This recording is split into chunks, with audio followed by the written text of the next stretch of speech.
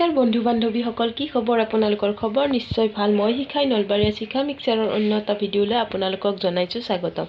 মই আজি আপোনালোকক অন্য এটা ৰেচিপি ভিডিঅ' দেখুৱাবলৈ চেষ্টা কৰিম। ভিডিঅ'টো আপোনালোকে কেনেকুৱা পায় জনাবলৈ নাপাহৰিব। আৰু যদি চেনেলটোলৈ প্ৰথমবাৰ আহিছে তেনেহ'লে চেনেলটো ছাবস্ক্ৰাইব কৰি কাষতে থকা বেল আইকনটো প্ৰেছ কৰি অল কৰি দিব। বলকচোন এতিয়া আমি ভিডিঅ'টো আৰম্ভ কৰোঁ। এয়া চাওক, মই কাঁহী এখনত কাটি লৈছোঁ পিঁয়াজ, আলু, এইফালে ৰহুন, আদা বটা, গৰম মছলা বটা। আপোনালোকে যিমানেই দোকানৰ পৰা মছলা নিদিয়ে কিয়, মানে যিখিনি বটি দিব এইখিনি মছলাতকৈ সোৱাদযুক্ত নহয়। এয়া চাওক, লোকেল হাঁহৰ মাংস, একেবাৰে ঘৰৰ হাঁহ হয় আমাৰ একেবাৰে। এয়া মই কেৰাহীটোত অকণমান তেল দি লৈছোঁ, তাত অকণমান ফোৰণ দিম। ফোৰণ অকণমান দি ইয়াত পেষ্টখিনি নিদিয়াকৈ মানে মাংসখিনি দি কিনে অকণমান অকলে ভাজি ল'ম। কোনো ধৰণৰ নিমখ, হালধি, মছলা, পিঁয়াজ একো নিদিওঁ, যিহেতু হাঁহৰ মাংস ভাজিব লগা হয়। গতিকে এতিয়া আমি মাংসখিনি অকলে অকণমান পাঁচফোৰণ আৰু 2-4টামান জলকীয়া দি, যোনে যিমান খাই ভাল পায় জলকীয়া তেনেকৈ দি আমি মাংসখিনি অকলে ভাজি ল'ম। পিঁয়াজখিনি আমি এইকাৰণে আগতীয়াকৈ নিদিওঁ যে, পিঁয়াজ হওক মছলা হওক আগতীয়াকৈ এইকাৰণে নিদিওঁ যে পিঁয়াজখিনি যদি দিওঁ আমি পুৰি যাব বা মছলাখিনি পুৰি যাব, তাৰ সোৱাদ বা গুণাগুণখিনি নাথাকে। সেইকাৰণে আমি পিঁয়াজখিনি আমি পিছত দি ল'ম। এতিয়া আমি আলুখিনি দি ল'লোঁ।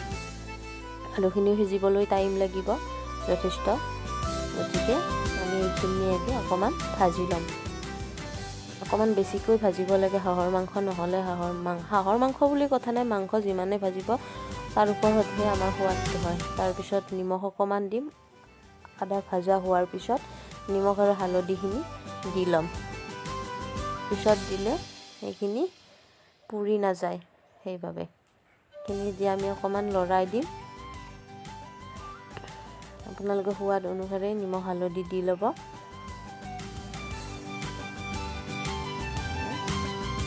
মই ইয়াত নিমখ হালধি দি লৈছোঁ। তাৰপিছত আৰু অকণমান লৰাই দিছোঁ। দেখিছে নহয়, একেবাৰে সহজ পদ্ধতিত, কোনো ধৰণৰ বেলেগ বস্তু নিদিয়াকৈ অকল আলুৰে বনাইছোঁ। তাৰপিছত আমি পিঁয়াজখিনি দি ল'ম। এতিয়া পিঁয়াজখিনি দিলে আমাৰ পুৰি নাযায়, পিঁয়াজৰ গুণাগুণ বা সোৱাদ গোটেইখিনি থাকি যাব। তাৰপিছত এই বটি লোৱা মছলাখিনি দিম, আমি যিখিনি বটি লৈছোঁ। অলপ পিছত পিঁয়াজখিনি অকণমান ভজা হওক, দেখিছেনে? তাৰপিছত এতিয়া আদা ৰহুন বটাখিনি আমি দি ল'ম। তাৰপিছত গৰম মছলা পিছা, মাংস বনালে আমি পটাত পিচি লৈ কিনি আমি মছলা দিওঁ। দোকানৰ মছলাটো ইমান ঠিক নাথাকে বা সোৱাদো নাথাকে, বটা মছলাৰ নিচিনা নহয়। এতিয়া দি আমি এনেকৈ ভাজি লৈছোঁ। তাৰপিছত আমি অকণমান মিৰ্চি, তাৰপিছত অকণমান ধনিয়া গুড়ি, গোটা ধনিয়া নাছিলে এইকাৰণে বটা নহ'ল, সেইকাৰণে অকণমান ধনিয়া গুড়ি আৰু ইফালে অকণমান চিকেন মছলা দি লৈছোঁ।